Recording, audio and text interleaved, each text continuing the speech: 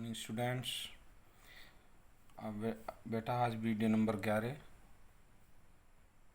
से हर्ष स्वीकारा है।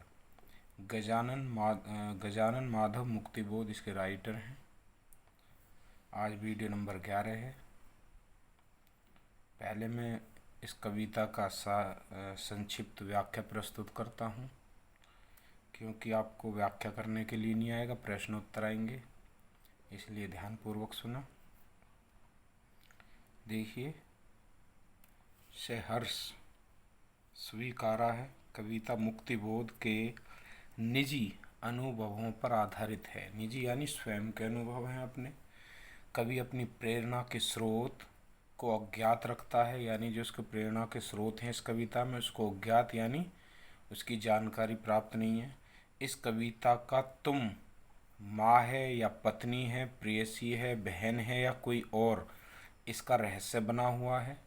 कवि स्वीकार करता है कि उसके जीवन में जो भी कमजोरियां या उपलब्धियां हैं उन्हें उसके प्रिय का प्रेम और समर्थन प्राप्त है।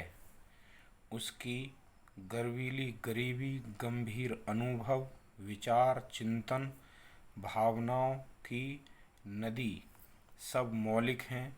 ये सब प्रकार के प्रेम का संबल पाकर ही प्राप्त हुए हैं। आगे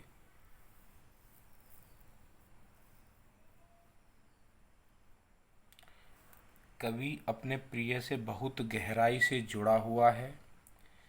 वह स्वयं को जितना भी उड़ेलता है उतना ही फिर भर आता है, मानो उसके भीतर कोई झरना है।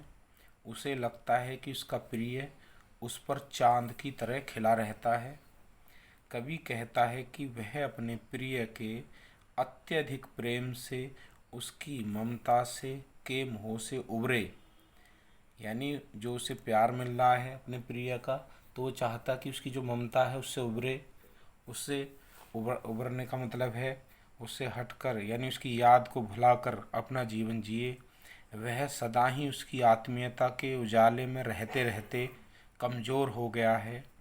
उसे भय लगता है कि वह उसके बिना शायद जी नहीं पाएगा, इसलिए वह उसे भूल जाना चाहता है, ताकि वह अंधेरों में गहरी गुफाओं में जी सके।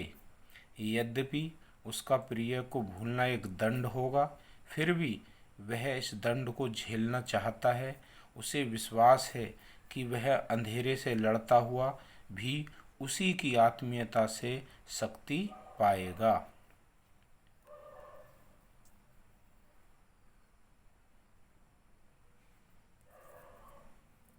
उसका सहारा उसे सब जगह मिलता रहेगा। उसने जीवन में आज तक जो भी पाया है वह उसके प्रिय की ही देन है।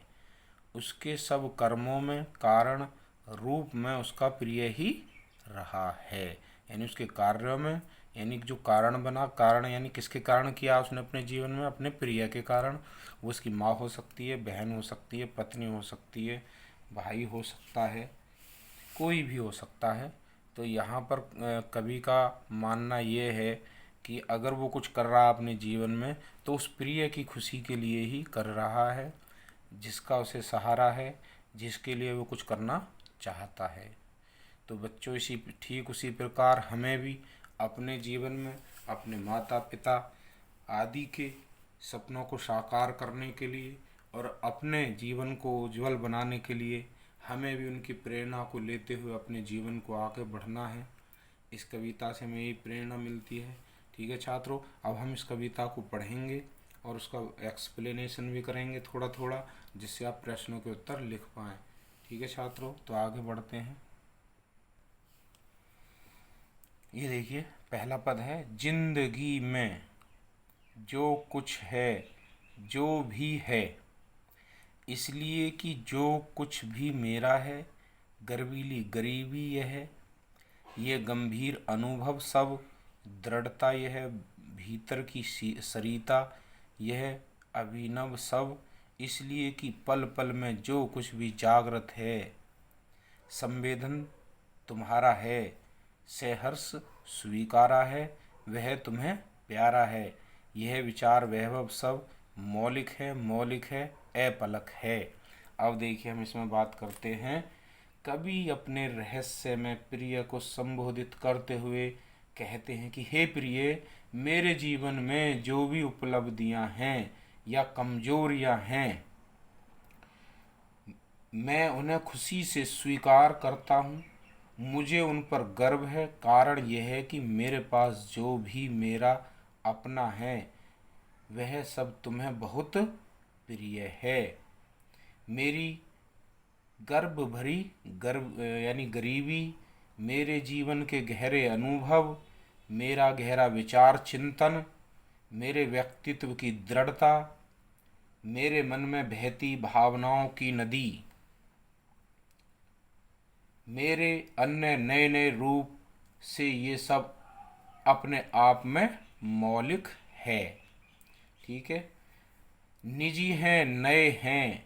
उनकी मौलिकता का मूल कारण यह है कि मेरे जीवन में जो भी गतिशील चेतना है, प्रेरणा है या उपलब्धि है, उसमें तुम्हारी प्रेरणा कार्य कर रही है और तुम्ही ने मेरे व्यक्तित्व का निर्माण किया है। और ये सब मैंने सहर्ष स्वीकार किया है, चाहे गरीबी हो, गंभीर दृढ़ता हो। क्यों मैंने स्वीकार किया है खुशी से? क्योंकि ये सब तुम्हें प्यारा है। मेरा वैभव, मेरे विचार, ये सब मौलिक हैं और ये अपलक हैं।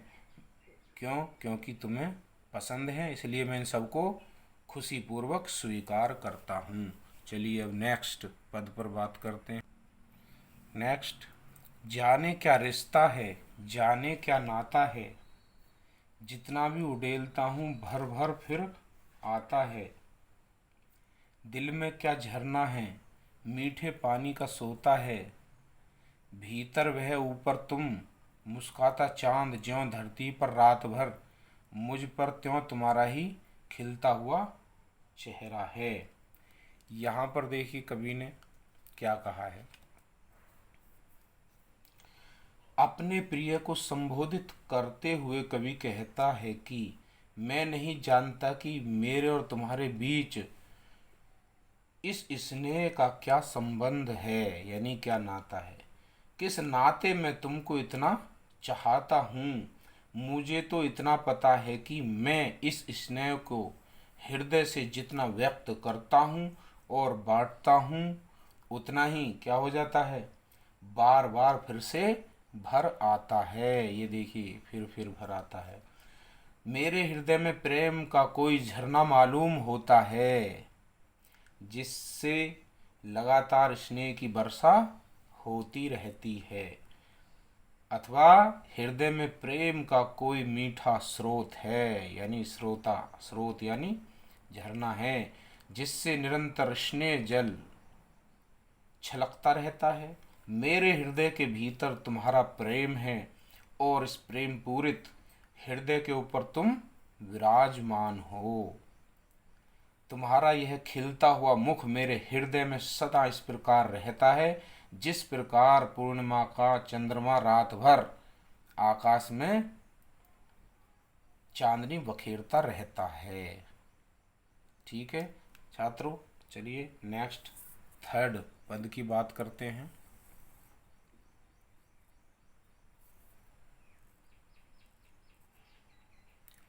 सचमुच मुझे दंड दो कि भूलूं मैं तुम्हें भूल जाने की दक्षिणी ध्रुवी अंधकार अमावस शरीर पर चेहरे पर अंतर में पालूं मैं, झेलूं मैं उसी में नहालूं मैं, इसलिए कि तुमसे ही परिवेष्टित आच्छादित रहने का रमणीय यह उजेला अब सब नहीं सहा जाता है।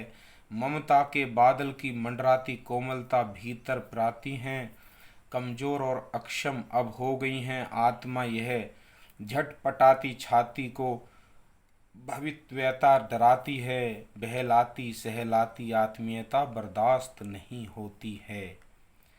ठीक है छात्रों, अब इसके व्याख्या की बात करते हैं। कवि अपने प्रिय से प्रार्थना करता है कि वह उसे भूल जाना चाहता है। हालांकि उसे भूलना कवि के लिए बहुत बड़ा दंड है, यानी सजा है, फिर भी वह इस सजा को झेलना चाहता है। कवि चाहता है कि उसका जीवन अपने प्रिय के वियोग के कारण, देखिए यहाँ बता रखा है, वियोग के कारण दक्षिणी ध्रुव जैसे, यानी दक्षिण ध्रुव पर क्या होता है, अंधेरा ही अंधेरा रहता है, और वो उसी प्रकार अनंत अंधेरे में डूब जाए। वियोग की गहरी अमावस उसके चेहरे पर, शरीर पर, उसके हृदय पर छा जाए। वह उस वियोग वेदना को भरपूर झेले, यानी बहुत ज़्यादा उसे कष्ट पहुँचे और उसे वो सहन करे और उसमें नहा ले। कारण यह है कि उसका वर्तमान जीवन अपने प्रिय से पूरी तरह घिरा हुआ है। प्रिय ने उसे पूरी तरह छा लिया है। यद्यपि प्रिय के स्नेह का उजाला बहुत मनोरम है, ठीक है, परंतु अब यह उजाला उसके लिए असहनीय हो गया है, सहा नहीं जाता है। उसके मन में सदा प्रिय की ममता बादलों की भांति मंडराती रहती है। हीरा, ममता बादलों, ममता के बादलों की मंडराती कोमलता, यह कोमल ममता उसके हृदय को पीड़ा पहुंचाती है। इस कारण उसकी आत्मा बहुत कमजोर और असमर्थ, अक्षम्य कहा ना, असमर्थ हो गई है। उसे भविष्य की आशंकाएं डराने लगी हैं। प्रिय के अभाव में वह कैसे जिएगा, यह भय उसकी छाती में झटपटाहट पैदा करता है। इसलिए अब उसे अपने प्रिय का बहलाना सहलाना, रह रहकर अपनापन जतलाना सहन नहीं होता है। ये जो लिखा है, बहलाना सहलाना आत्मीयता बर्दाश्त नहीं होती है। वह अब आत्मनिर्भर बनना चाहता है। उसके स्नेहांचल के बिना भी अपने पाँव पर खड़ा होना चाहता है, यानी वो कहता कि मुझे स्नेह नहीं चाहिए और मैंने, मुझे जो उनसे मिला है उसके बगैर मैं जीना चाहता हूँ। चलिए अब चौथा पद रहे लास्ट इसका, इसे भी पढ़ लेते हैं तो थोड़ा आपके समझ में आ जाएगा, जिससे आप उसका आंसर लिख पाएँ क्वेश्चन अगर जो परीक्षा में आए। देखिए, सचमुच मुझे दंड दो कि हो जाऊं पाताली अंधेरों की गुफाओं में, विवरों में, धुएं के बादलों में, बिल्कुल मैं लापता लापता, कि वहाँ भी तो तुम्हारा ही सहारा है। इसलिए कि जो कुछ भी मेरा है या मेरा जो होता सा लगता है, होता सा संभव है, सभी वह तुम्हारे ही कारणों, कारण के कार्यों का घेरा है, कार्यों का वैभव है। अब तक तो जिंदगी में जो कुछ था, जो कुछ है, सहर्ष स्वीकारा है। इसलिए कि जो कुछ भी मेरा है वह तुम्हारा है। तो आपकी समझ में आ गया होगा। अब इसका भी व्याख्या कर लेते हैं। देखिए, हे प्रिय, हे प्रिय, तुम सचमुच मुझे दंड दो, यानी सजा दो। मैं पाताल की अभेद अंधेरी गुफाओं में, भीषण सुनसान अकेली सुरंगों में, ये विवरों का है ना, सुरंगों में, दम घोटू यानी दम घुटने वाले धुएं के बादलों में विलीन हो जाऊं। मेरा जीवन धुएं अर्थात घुटन में दबकर समाप्त हो जाए, यानी लापता हो जाऊं। मैं अकेलेपन से पीड़ित हो जाऊं।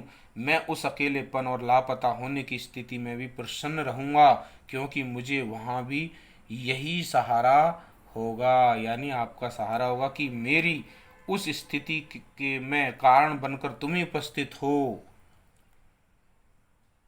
वहाँ भी तुझे, ये वहाँ भी मुझे, मेरा जो होता सा लगता है, वहाँ भी मुझे तुम्हारी यादों का सहारा होगा। तुम्हारी प्रेममयी यादें मुझे अकेलेपन के संत्रास में भी प्रसन्न रखेंगी। मेरा यह विश्वास है कि मेरी जो कुछ भी सत्ता है, मेरी जो परिस्थितियां हैं, मेरी जो स्थितियां हो सकती हैं, मेरी उन्नति अवनति की जो भी संभावनाएं हैं, आज से यह है कि तुम्हारी ही प्रेरणा के कारण इससे मेरा जीवन बनाया बिगड़ा है।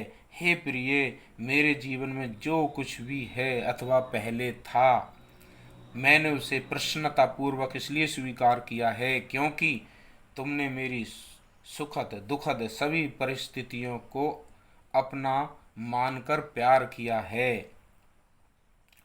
मेरे पूरे जीवन से तुम जुड़े रहे हो, चाहे वो कोई भी हो। जो कवि ने यहाँ पर एक्सप्लेनेशन या कविता लिखकर अपनी व्याख्या प्रस्तुत की है, जो वो कहना चाहते हैं कि हमें अपने जीवन में लक्ष्य बनाकर अपने कार्य को करना है। जो हम कार्य करते हैं हमारे घर में, हमारे परिवार में, हमारे माता पिता किसी न किसी कोई इच्छाएं हमें लेकर चलता है, तो हमें उनकी इच्छाओं को अपने जीवन में लेते हुए कि उन्हें पसंद है, वो हमसे चाहते हैं, तो हम उनको प्राप्त करके उन्हें उस खुशी को जागृत करें जो वो खुशी चाहते हैं। माता पिता जो हमसे उनकी इच्छाएं जुड़ी हुई हैं, हमें वो करके दिखाना चाहिए। हमेशा हमें उन प्रेरणाओं को साक्षर करने के लिए प्रयत्नशील रहना चाहिए। ठीक है छात्रों, मैंने अभी आपके सामने चारों पद एक्सप्लेन किए हैं। अब इनसे आपके प्रश्न जो आएंगे उनको आपको उत्तर लिखने होंगे। देखिए 16 मिनट हो चुके हैं, वीडियो ज़्यादा लंबा हो रहा है, इसलिए इस वीडियो को ज़्यादा बड़ा ना करते हुए यहीं पर समाप्त करते हैं। मिलते हैं नेक्स्ट वीडियो में। सहर्ष स्वीकारा है, इसके प्रश्न उत्तर लेकर आएंगे। इसमें आपको प्रश्न उत्तर अपनी कॉपी में लिखने हैं। हालांकि वो परीक्षा में उससे अलग भी पूछे जा सकते हैं, लेकिन मैंने उसका सार लेकर प्रश्नों के उत्तर से संबंधित आपके लिए उपस्थित हूँगा नेक्स्ट वीडियो में। वीडियो सुनने के लिए आपका बहुत बहुत धन्यवाद।